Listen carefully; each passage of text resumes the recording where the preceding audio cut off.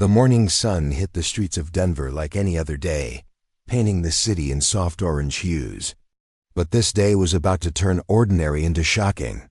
Picture this, a veteran-owned food truck, clean, cared for, every detail reflecting years of hard work and discipline, suddenly under siege for no reason at all. Welcome to the Black Stories.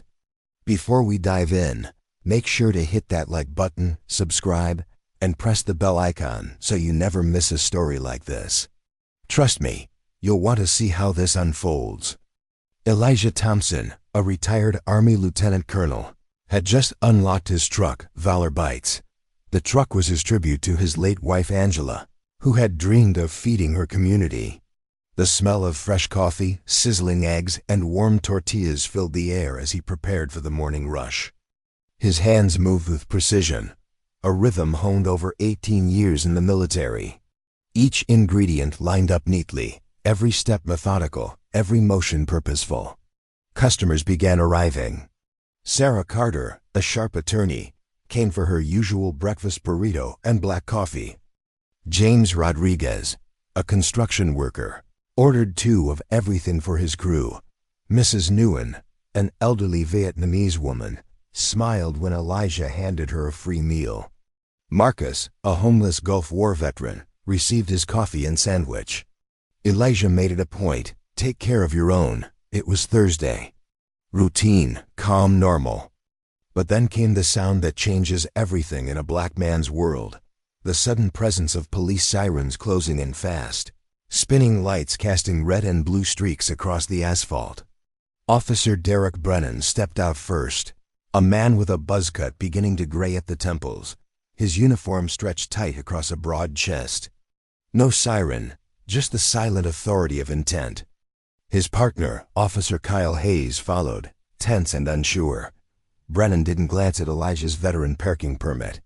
He didn't check the city-issued documents clearly displayed in the window. He just walked straight up like he owned the concrete beneath his boots. "Morning," Elijah said politely, calm but alert. He knew danger when he saw it. "This is my truck. All my permits are in order. Everything's legal." Brennan ignored him. He circled the truck, kicked the tire hard, yanked dog tags from the window, spat near Elijah's feet. The crowd froze, phones lifted, cameras recording. Elijah's voice stayed low, controlled. "Sir, I'm just trying to work." Brennan smirked. "Work? This is my street. You're leaving one way or another." Elijah stayed calm, hands visible on the counter. He presented each permit, registration, and ID slowly, visibly, as trained to survive tense encounters. His permits were laminated, valid, and current. Brennan barely glanced at them. He was looking for something, anything, to justify harassment. Dispatch checks confirmed Elijah was completely in the clear. No warrants, legal documents, proper permits.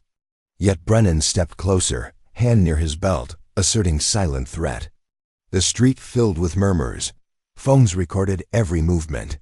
Customers, neighbors, witnesses, everyone held their breath. Then Brennan forced the back door open, claiming suspicious smells, and ripped through the food containers, metal banging against clean surfaces. He made a mess for no reason. Hayes watched silently, unsure how to intervene.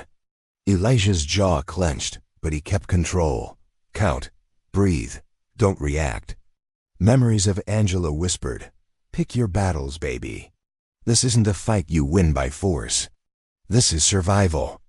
Minutes later, Brennan brandished a chef's knife from the prep station as if it were a weapon. The tension escalated.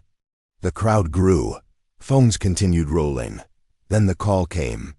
Pentagon liaison, repeatedly. Brennan ignored it. Official, impossible to misread. Rodriguez, the senior sergeant on scene, picked up and confirmed it. Colonel Patricia Morrison, Department of Defense, urgently requesting Lieutenant Colonel Elijah Thompson. The street went silent. Brennan's face drained of color. The realization hit. This was no ordinary citizen.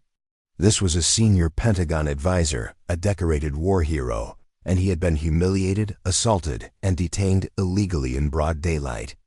Rodriguez moved quickly. Cuffs were removed. Elijah stood tall, calm. He brushed off dirt, adjusted his shoulders, checked his wrists. Pentagon verification complete. Brennan froze, Hayes stunned, Sarah recording every second. Elijah took the call, authoritative, controlled, commanding respect from everyone around. "Minor misunderstanding, ma'am. Local officers mistook me for someone else," he explained. "I was off duty, running my veteran-owned food truck." The morning crowd exhaled collectively, the tension melting. But the story didn't end there. Video evidence spread like wildfire. Valor disrespected. Social media exploded. Hashtags trended nationally. Federal authorities got involved. Internal affairs investigated. Multiple complaints against Brennan surfaced, many previously buried. Hayes admitted fear had stopped him from intervening. Brennan faced suspension, legal consequences, and public scrutiny. The Pentagon demanded accountability. The Denver Police Department enacted reforms. Mandatory bias training designed by Elijah, independent oversight. Body cams with automatic reporting. Civil rights protections strengthened. Months later, Valor Bites reopened. Restored, upgraded, brighter. A mural of Angela smiling, surrounded by food and community, now decorated the truck. Elijah welcomed his customers back. Sarah first in line, Marcus standing taller, housing and stability helping him regain his life. Orders flowed, laughter returned, music filled the air. Progress, dignity, respect restored. This story reminds us of what bravery really is. Not just facing enemies in combat, but standing firm against injustice at home. Elijah Thompson didn't just survive a day of harassment. He created change, sparked accountability, and inspired a movement. Remember, dignity is earned and defended. If you felt the injustice in Elijah's story, share this video. Comment below on what you would do in his shoes. Don't forget to like, subscribe, and hit the bell so the Black Stories continues bringing real stories of courage and truth to light. Change begins when we witness, speak up, and demand justice.